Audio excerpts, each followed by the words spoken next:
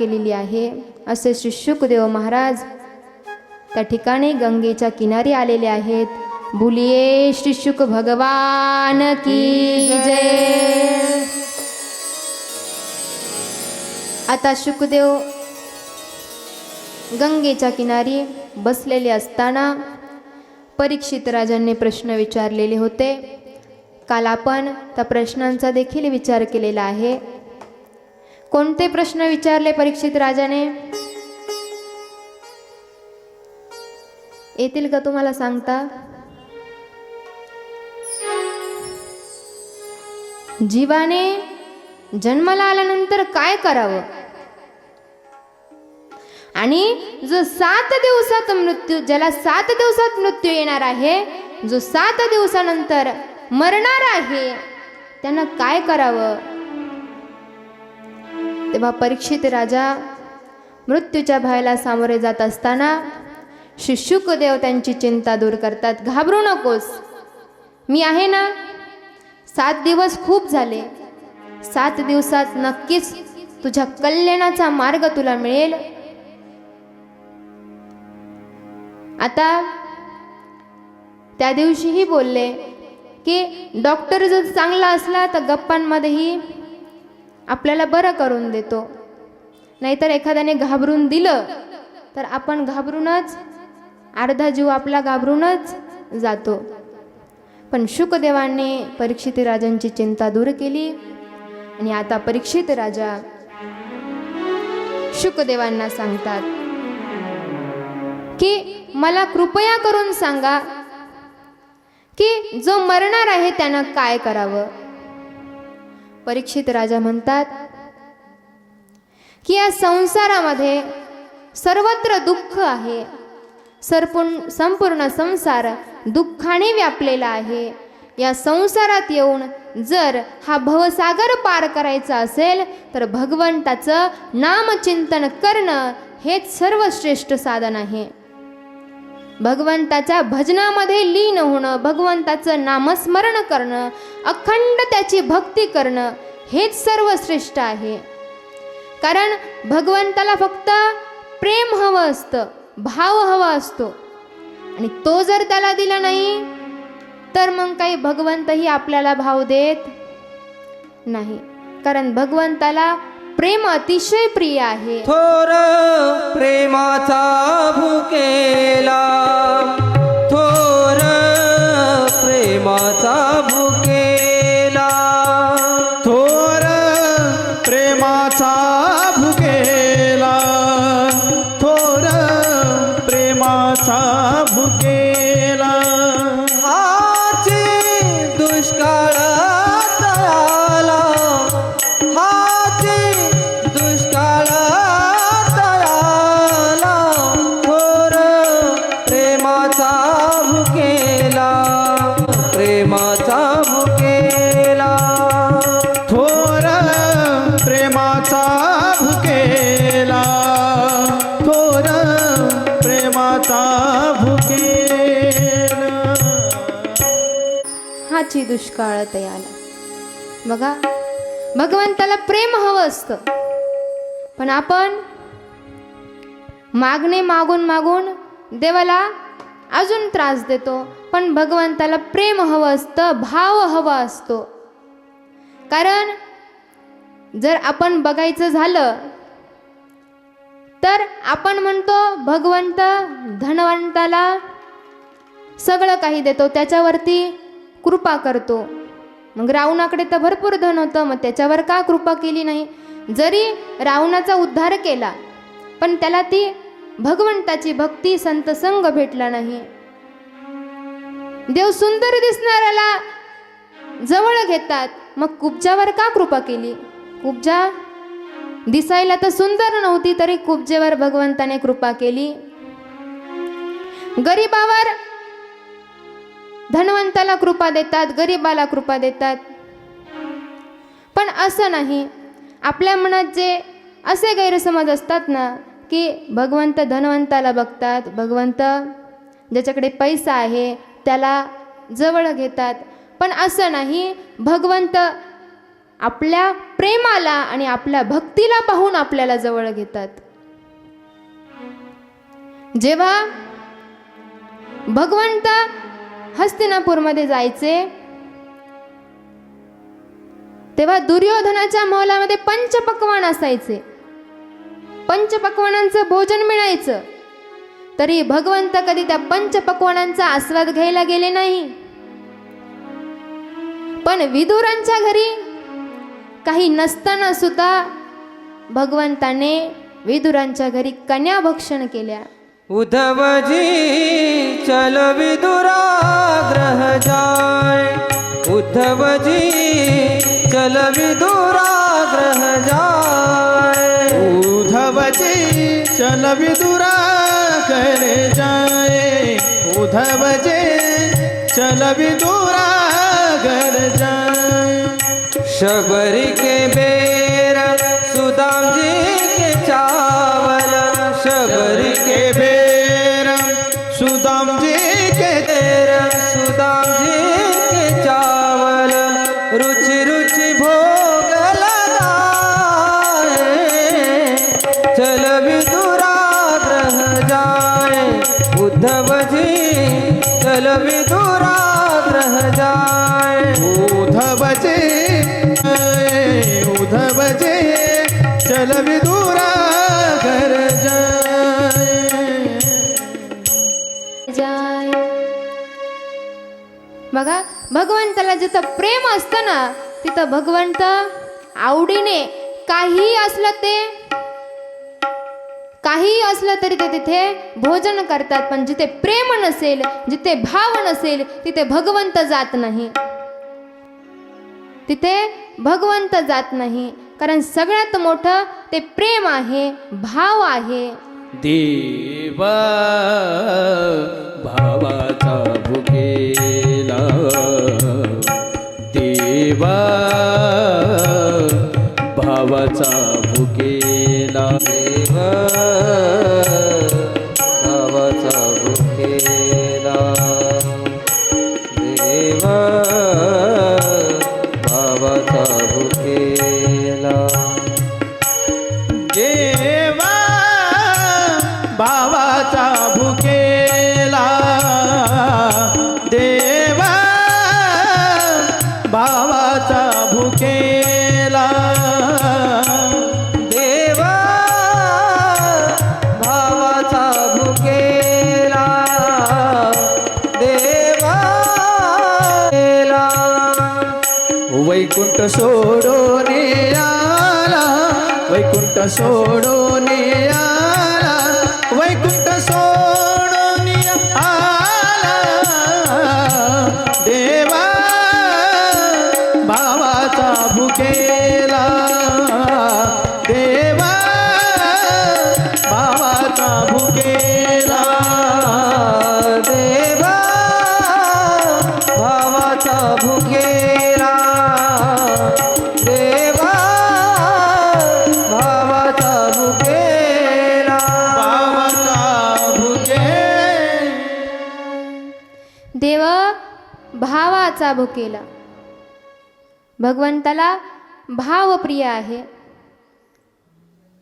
कारण जर आपण मंदिरात आलो आणि आपलं चित्त घरी असलं तर होईल का देव प्रसन्न? होईल का? आता तुम्ही कथेला आला आहात, पण जर का घरचा विचार असेल तर कथाही तुम्हाला कळणार नाही आणि देवाची सुद्धा कृपा प्रदान होणार नाही. कारण बघा, एकदा दोन मित्र चौकामध्ये भेटले आणि दोघांच्या गप्पा सुरू झाल्या. एक म्हणाला, चल मी कीर्तनाला चाललोय, यायचंय का तुला? नाही नाही नाही, त्या कीर्तनाला आम्ही येत नाही, आम्हाला ते काही आवडत नाही, मी तर तमाशाला चाललेलो आहे, चल तू पण माझ्यासोबत तमाशाला, खूप मजा येते, चल. तो म्हणतो, नाही नाही, घरी सांगून आलोय, कीर्तनाला चाललोय, आता कीर्तनाला गेलंच पाहिजे. म्हणून एक जण कीर्तनाला गेला आणि एक जण तमाशाला गेला. पण आता झालं असं, जो कीर्तनाला गेला होता त्याचं मन सगळं तमाशाकडे होतं आणि जो तमाशाला गेला होता त्याचं मन कीर्तनात होतं. मग विचार करा, जो तमाशाला गेला होता त्याला देवदूत घ्यायला आले. मग कीर्तनाला जाणाऱ्याने विचारलं, मी काय गुन्हा केला? कीर्तन ऐकली, प्रवचन ऐकली, भागवत कथा ऐकली, सगळं काही ऐकून मला देवदूत घ्यायला आले नाही? असा अन्याय का? असा अन्याय का करत आहे तुम्ही माझ्यासोबत? तेव्हा ते म्हणाले, तू कीर्तनाला गेला पण तुझं लक्ष, तुझं चित्त सर्व काही तमाशात होतं आणि तो तमाशात बसून सुद्धा कीर्तनाचं श्रवण करत होता. बघा, सांगायचं तात्पर्य असं आहे की आपला भाव हाच आपल्याला पूर्णत्वास नेत असतो. म्हणून परीक्षित राजालाही शुकदेवांनी सांगितलं की खटवांगाने 2 घटकांमध्ये मुक्ती प्रदान करून घेतली. मग तुझ्याकडे तर 7 दिवस आहे. भगवंताच्या चरणामध्ये लीन हो. एक तास उरला खटवांगरायासी, एक तास उरला खटवांगरायासी. एक तास उरला आ भाग्य दशा कैसी प्राप्त झाली, भाग्य दशा कैसी प्राप्त झाली. हरपनिचिंता हरिमुखी गाता, हरपनिचिंता हरिमुखी गाता, हरपल चिंता, हरिमुखी गाता, हरपल चिंता. हे बघ, भगवत भक्ती कर, भागवत कथा श्रवण कर. या प्रश्नांची उत्तरं दिल्यानंतर आता परीक्षितजी सृष्टीचा विस्ताराबद्दल विचारत आहेत. आणि आता शुकदेवजी या सृष्टीचा विस्तार कसा झाला ते सांगत आहे. सर्वात आधी फक्त कोण होतं? एकटेच भगवंत होते. त्यांच्या नाभी कमलापासून जे कमल उत्पन्न झालं त्या कमलामधून ब्रह्मदेव प्रकट झाले. ब्रह्मदेवांची उत्पत्ती झाल्यानंतर ते इकडे तिकडे शोधू लागले की मला जन्म देणारा कोण आहे आणि मला जन्म तरी कशासाठी भेटलेला आहे, मी काय करू? तेव्हा त्यांच्या कानावर 2 अक्षरं पडली, ती म्हणजे तप. आणि आता ब्रह्मदेवजी तप करू लागले. ब्रह्मदेवांचं अनेक वर्ष तप झाल्यानंतर आता भगवंत ब्रह्मदेवाला सांगत आहेत की बघ, आता मी तुला एक महत्त्वाची गोष्ट सांगणार आहे, एक गुप्त ज्ञान सांगणार आहे, ते लक्षात ठेव. आणि आता भगवंत चतुश्लोकी भागवताचा उपदेश ब्रह्माजींना करत आहेत. अहमेवा समेवाग्रे नान्यद यद सद सद परम पश्चादहं यदेतच्च यो वशिष्यते सोऽस्म्यहम्.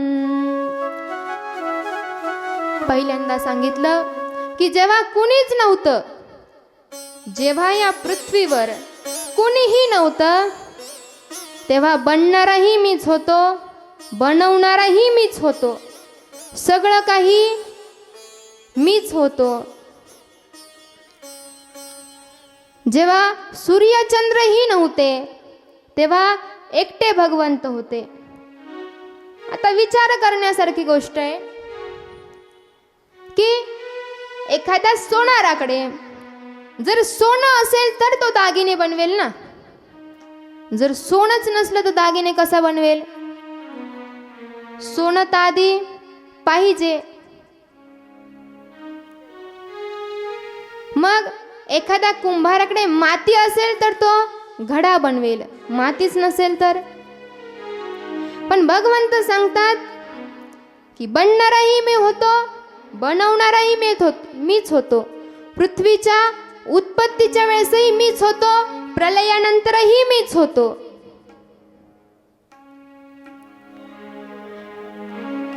बघा, भगवंताने संपूर्ण सृष्टी एकट्यानेच बनवलेली आहे. सगळं काही भगवंतच झालेले आहे, सगळं काही त्यांनी घडवलेलं आहे. माती पाणी उजेड वारा तूच मिसळसी सर्व पसारा. माती पाणी उजेड वारा तूच मिसळसी सर्व पसारा. आभाळाच मग हे आकारा तुझ्या घटांच्या उतरंडीला नसे अंत ना पार.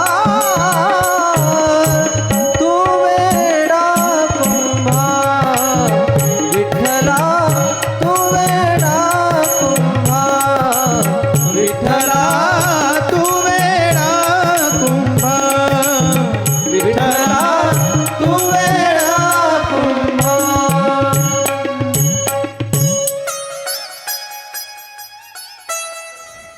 माती उजेड वारा तूच मिसळीसे सर्व पसारा. आभाळच मज ये आकारा. बघा, विठ्ठला तू वेडा कुंभार.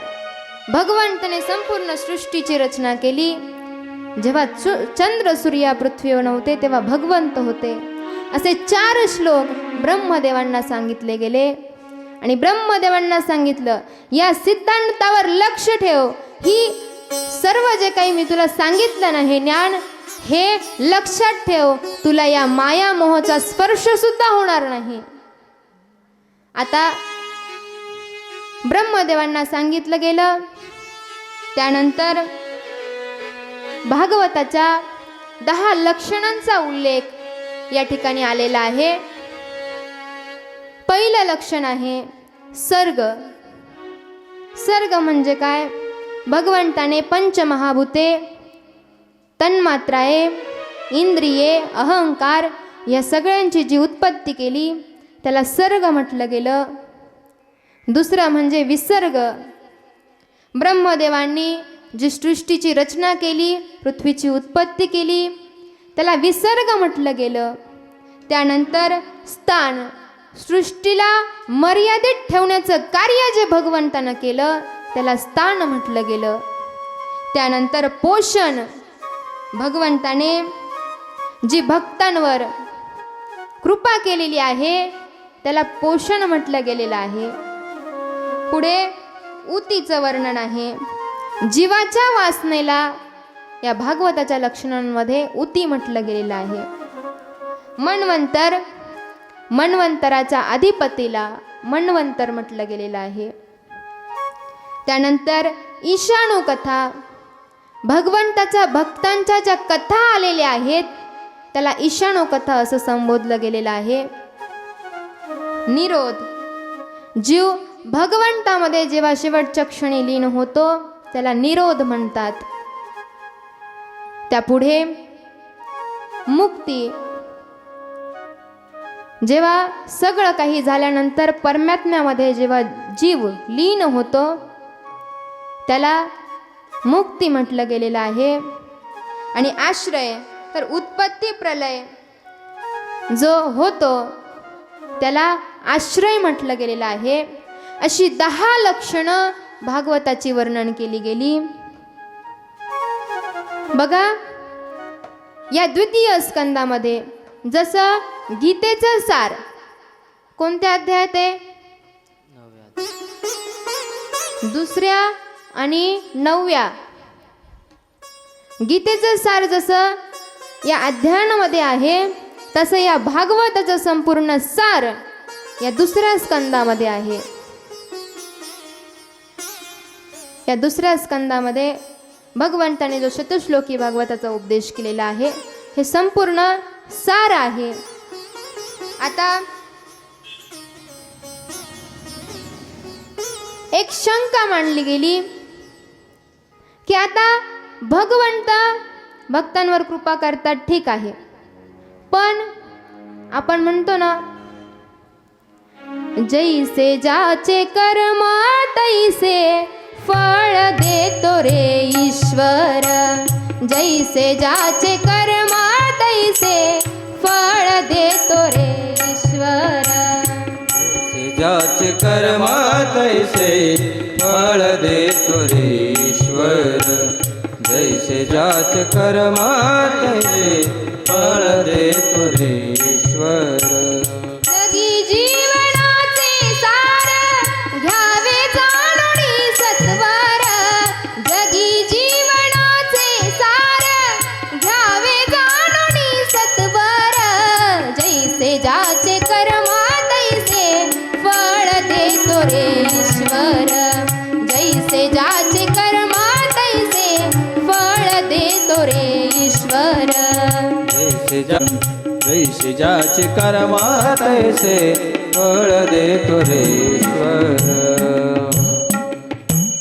प्रश्न असा आहे की जसं कर्म करणार आहे तसं फळ तर भोगायलाच लागणार आहे.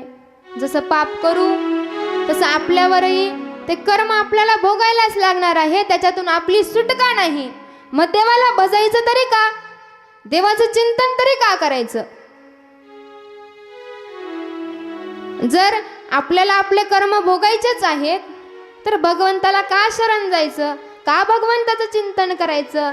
का भगवंतामध्ये लीन व्हायचं? आणि का त्याच्या मंदिरात जाऊन त्याची पूजा करायची? आता उत्तर असं आहे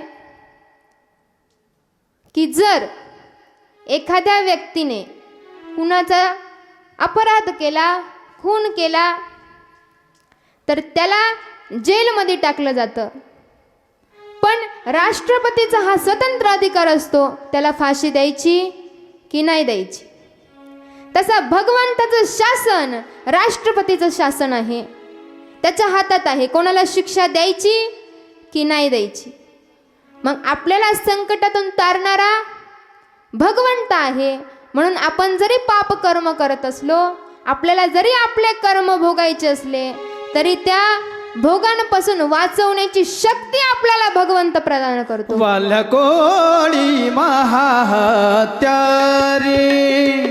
वाल्या कोळी महाहत्यारी. वाल्या कोळी वाल्या कोळी महाहत्यारी. नामे तारेला निर्धारी. नामे तारेला निर्धारी. घेता नाम नाम नाम.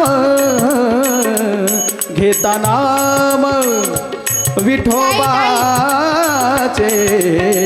पर्वत हो पर्वत जळते पापाचे.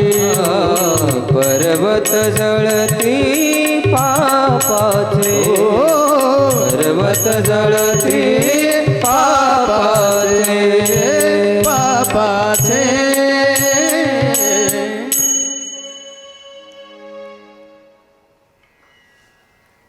आता आपल्याला तिसऱ्या स्कंदामध्ये प्रवेश करायचा आहे.